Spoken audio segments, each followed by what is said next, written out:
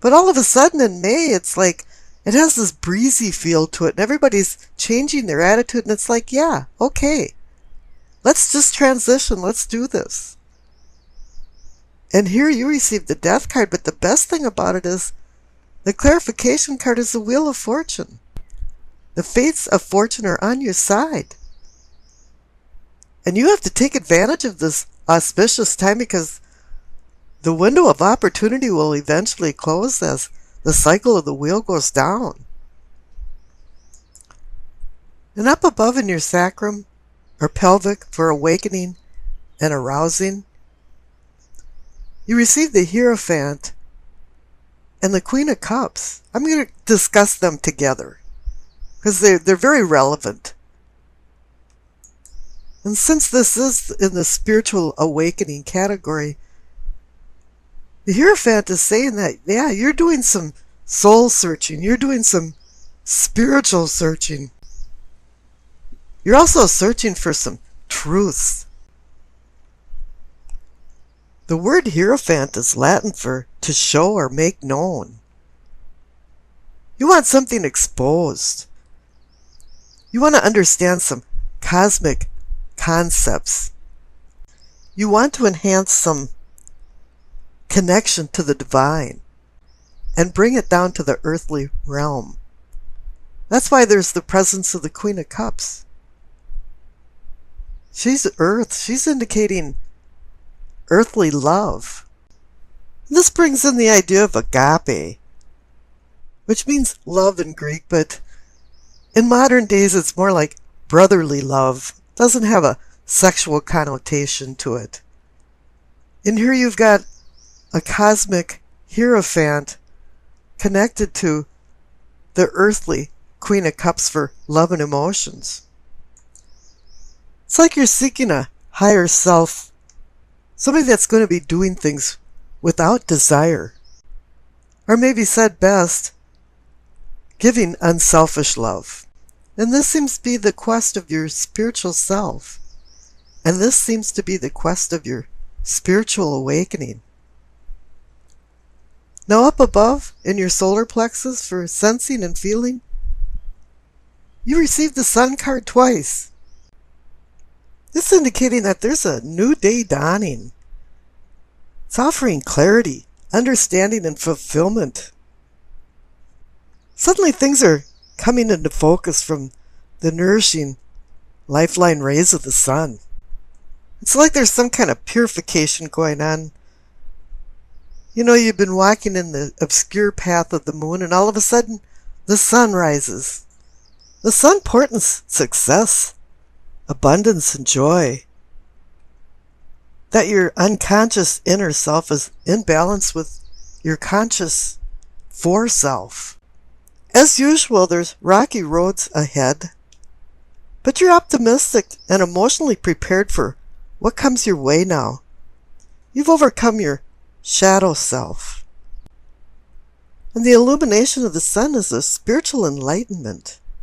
And that's what you were seeking down in the pelvic and sacrum area with the Hierophant. A spiritual enlightenment. A light that draws you towards it.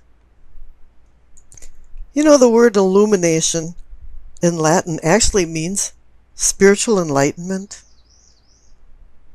But to acquire the happiness of the sun, you need to have simplicity.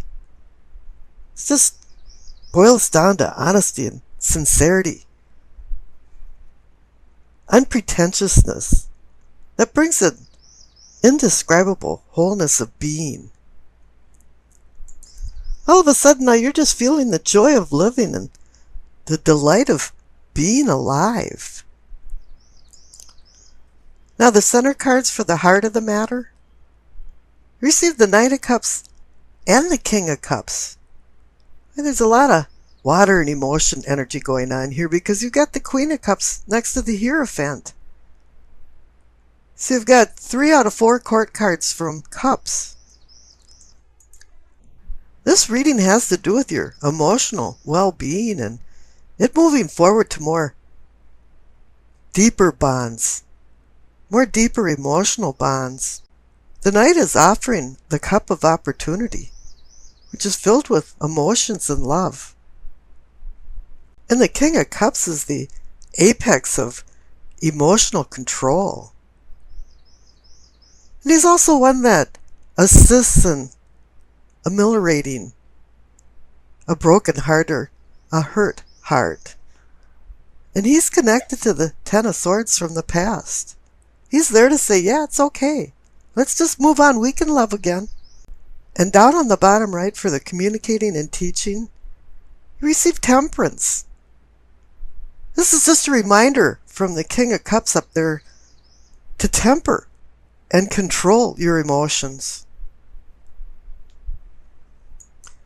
But Temperance is one of the major arcana cards that can breach the conscious to the unconscious side. And it appears now that they're meshing. And you're going into balance. And the clarification card is the Chariot. He's reminding you too of having discipline and self-control. He's working off temperance. They're both about tempering and moderating your behavior, your emotions. And this is reinforced above for the third eye for seeing and envisioning. You received another major arcana card, the Strength. Yeah, it's saying to temper the beast inside you and identify the beast inside other people that surround you. It's saying to have the strength to overcome your obstacles and divine courage to overcome fear, to find patience.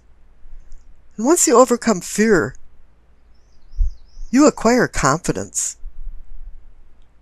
And the clarification card is the Nine of Cups. It's the Wish card. This card keeps showing up over and over again in these May readings. And I keep saying, curiosity killed the cat. And everybody forgets the second line. Satisfaction brought him back. And the Nine of Cups is about satisfaction and contentment in your life. Now up above, for the crown of knowing and understanding, you receive the Queen of Cups again. So this is connected to the Hierophant and Queen of Cups down in your spiritual awakening. She's connecting again to the Hierophant for seeking the truth, finding love, knowing what agape is, knowing that you're searching for brotherly love as well as intense carnal love. But once again, there's a few storm clouds over the kingdom because the clarification card is the Three of Swords. The Heartbreak card, the one that checks you into Heartbreak Hotel. You've had some ups and downs. And usually this card indicates that there's been some kind of severed ties. Or something that happened that broke your heart. Sometimes they say it's a triangle of lovers. 3 involved. Maybe somebody's married and somebody's not. This could even be some wounds from some painful rejection. But whatever happened is now bumping you into a new reality. Because I pulled another clarification card for the Queen of Cups and the Three of Swords and you received the Ace of Pentacles. Yeah, Pentacles means Capricorn.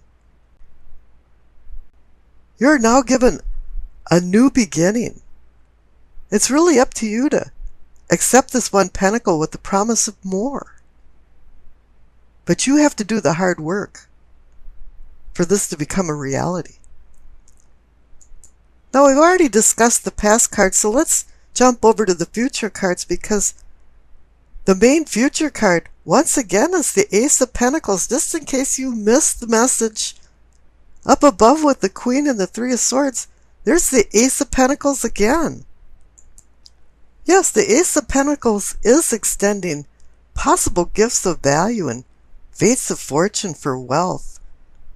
But it's not only probably wealth, but it's health and your emotional well-being. It's giving you a real-time potential for success with money and in business matters, and maybe eclipsing some financial struggles that you've had in the past. Rome wasn't built in a day, but it's time for you to get started and roll up your sleeves and get to work on your new beginnings. Now the clarification card is the Ten of Wands. It's indicating that there's going to be a lot of work and responsibility starting anew. Because you're in this death transformation, and I know this Ten of Wands is connected to the Ten of Swords from the past, but I certainly would rather have the Ten of Wands than the Ten of Swords. You can eventually lighten your load, but right now you have to take advantage of these two Ace of Pentacles, because the Wheel of Fortune is going to close the window. And then he's connected to the Sun card for enlightenment, celestial, spiritual enlightenment. Now the Queen of Pentacles is bringing knowledge and understanding of practical matters. She's a pragmatist. She feels like planning and setting goals will organize her life for future security. You know, she believes in rolling up her sleeves and doing hard work to acquire the goals that she achieves. And at the same time, she's teaching you to be reliable and emotionally mature. You know, the overall theme of this is that she's teaching you earthly reality and get a firm grip on reality. She's the grounding earthly force of having your feet planted directly on the ground.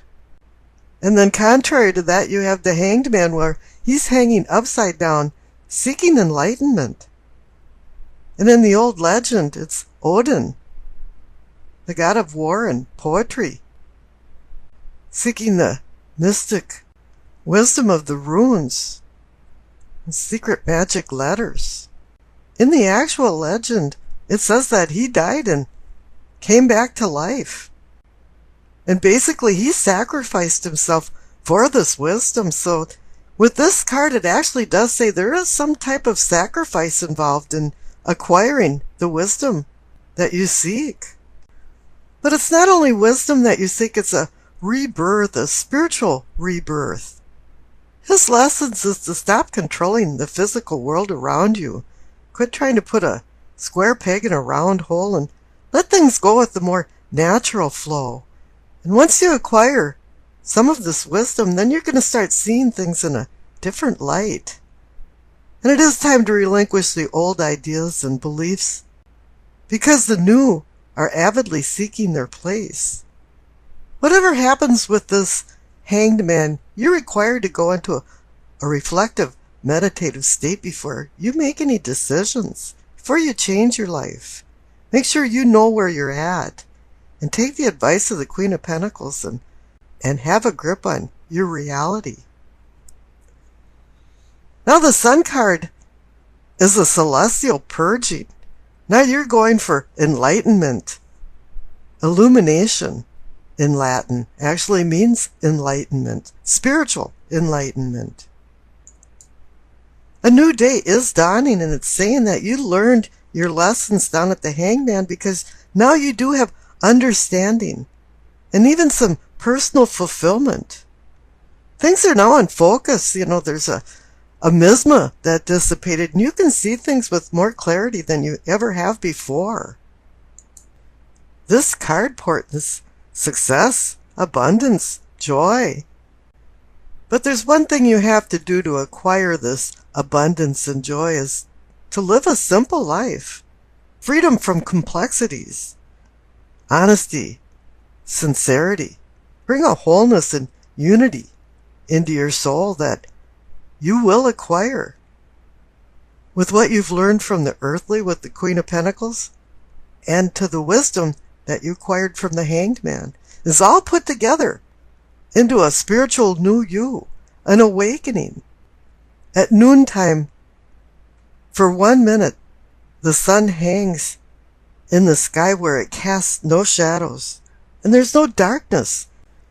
And it reminds you of the joy of being alive, the joy of living. So you've hit a superlative somewhere with these cards. Now I rolled the dice, and you received Aquarius, the South Node, and the 7th house.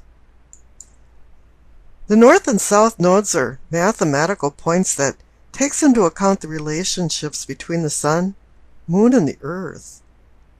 The south nodes are gifts from your karmic past, accumulated spiritual life lessons, and is a place where you will pass no more. All eclipses occur near the lunar nodes where the moon's path crosses the sun's path in the sky. Now with Aquarius in the 7th house of partnerships, it's saying here that you want love from a distance, which means autonomy, but together. Now how does that work? With the Queen of Pentacles overseeing practical matters, this might sound like a great idea of having a relationship with no fuss and no muss. Yeah, I'll see ya, And this might be good in theory, but it's going to be really bad in practice. Because this is an imperfect world. And this might even mean that you're taking a domineering road and pushing somebody away. Even though you love them, you just want your space. You're spoiling the whole party. Because you've been feeling like there's been a yoke restricting you. And if you want a breath of fresh air and some freedom, we can all do what we want. But you really do have to make some considerations for the other person in your life. And if you've been doing this, it's going to be throwing you into the hanged man reflective mode. You have to acquire some wisdom and some reality that the Queen of Pentacles is offering you. If you think that your significant other is just a friend, I think you're going to have a few problems here. You have to lighten up a little bit on some demands, and then the sun will shine on your relationship. But you have to keep everything real and keep reminding yourself that you have to be a team player. You can convince yourself that head over heart always works, and you can hide your feelings under some stolid shroud of contempt, but that's not going to work this time. The South Node can be somewhat negative, and hopefully you've earned in the past and learned so that you can depend on this knowledge to go forward with the present and future. Whatever comes back to you from the past is unresolved issues that are going to rear their ugly head. And you have to be prepared for these challenges. Karma is going to repeat actions, and it's going to feel like a déjà vu, or the old joke, déjà vu again. You're going to have this persistent feeling that you've lived through this or seen this before. And it's a real haunting feeling. So hopefully this time around your performance won't be some type of showstopper. And you can put some of these issues to bed if you can resolve them. And scary as it may sound, you might be experiencing real flashbacks. And if all this is true, the Queen of Pentacles is going to help you batten down the hatches and remind you not to lose touch with reality. And the Hangman is there to bring forth the wisdom that you've squirreled away for a rainy day. When the storm does blow over, the fog will lift and the sun will begin to shine on your newfound knowledge. As much as you hate to admit it, you're still on planet Earth, and you have to commiserate with other people to keep your relationships going. And the Hangman wants you to reflect on this so you can reinvent yourself, so you can be rewarded with the sun and maybe have a glimmer of the purpose of your life.